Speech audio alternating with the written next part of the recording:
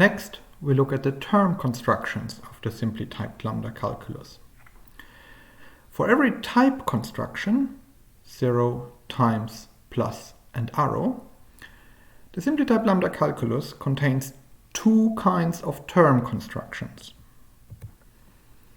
Firstly, an introduction construction. An introduction construction allows to construct terms of its corresponding type. And secondly, an elimination construction, which allows to use a term of that type to construct terms of other types. Thirdly, we have a computation rule. A computation rule explains what happens if an introduction construction is followed by an elimination construction. This sounds very abstract, but it will be more concrete and will be actually not too difficult to understand once we look at a few examples. We will now look at each type construction separately and discuss for each of them these three items. The first construction we look at is the 0. The 0 intuitively should stand for an empty type, a type with no terms. Correspondingly, we do not have an introduction rule. There is no way to construct a term of the empty type from nothing. The elimination rule explains what we can do once we have a term of the empty type. So here, if we assume that we have a term here called x of the empty type, and if we assume that C is any type, then we can form a new type, which I call here lightning of x, which is a term of type C.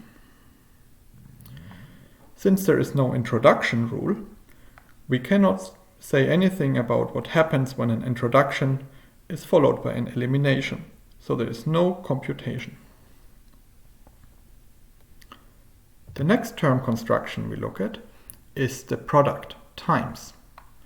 Suppose A and B are types. Then we know that we have a new type, A times B. Now, how do we produce a term of the type A times B? This is what the introduction rule allows us to do. The introduction rule says here that if A is a term of type capital A and B is a term of type capital B, then we can form a new term that we call A comma B, this pair, which is a term of type A times B. That's the introduction construction for times. On the other hand, if we have a term of type A times B, then we can form two new terms called T.1, which is a term of type A, and T.2, which is a term of type B.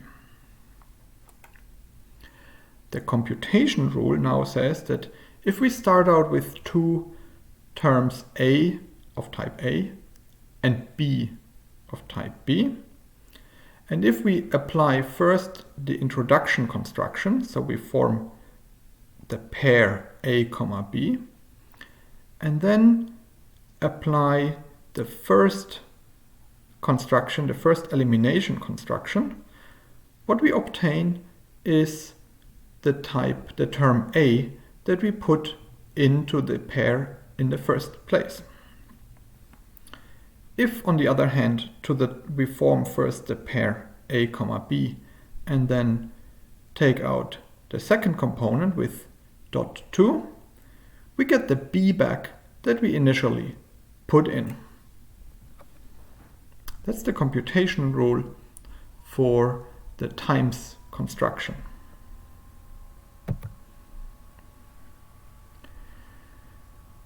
We now look at the term constructions for the arrow. Suppose again that A and B are two types. Then we know that we can form the type A arrow B. How do we produce a term of type A arrow B? Well, suppose we have a term b of type capital B, which depends on a variable x, which is of type A. Then we can form a new term, lambda x in A B, which has type A arrow B.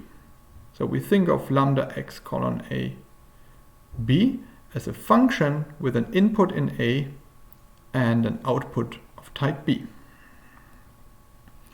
The elimination rule says that if f is a term of type A arrow B, so think of f as a function from A to B, and we have an element in A in the input type, then f applied to A is a term of type B.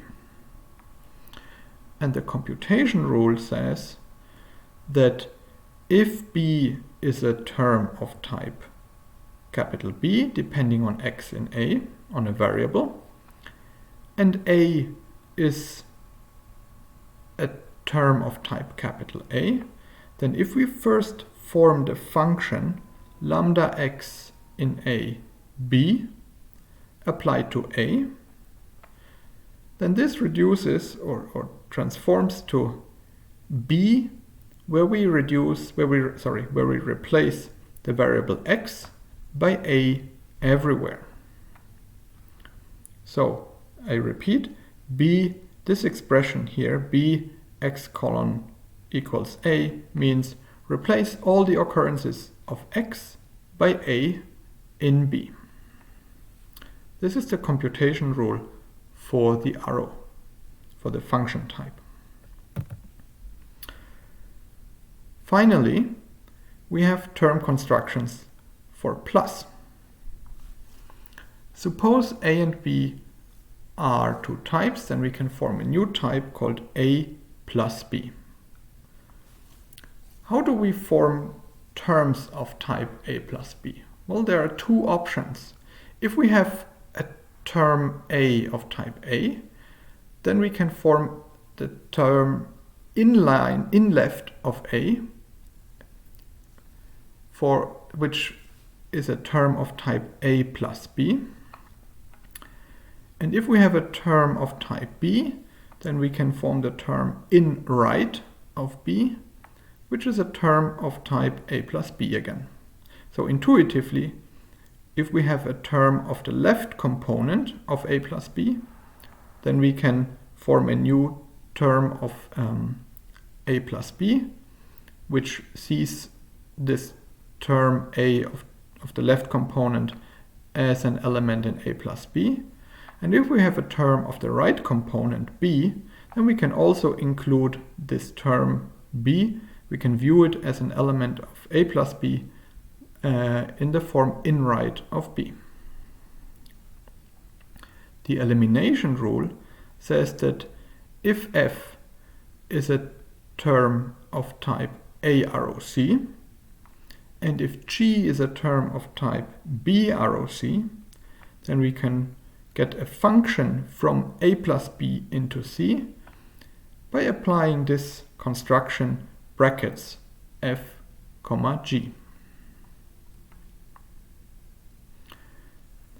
And finally, the computation rule says that if we have an element A in A, and a function from A to C, and a function from B to C, and we first apply an introduction rule to this A, the in left construction, and then feed this argument to the function f, G, what we get out is the value of f at A. So this complicated construction simplifies to this simpler term. And if, on the other hand, we plug into this function f, G a B that is a term of type B, then this complicated construction simplifies to G of B. So what does this mean? Intuitively, this function f comma g does a case distinction.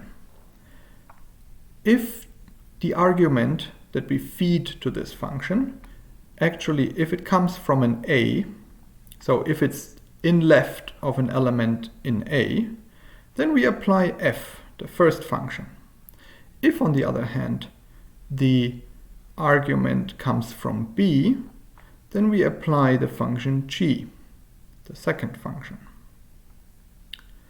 This is the case distinction that this intuitively this construction f comma g does for us.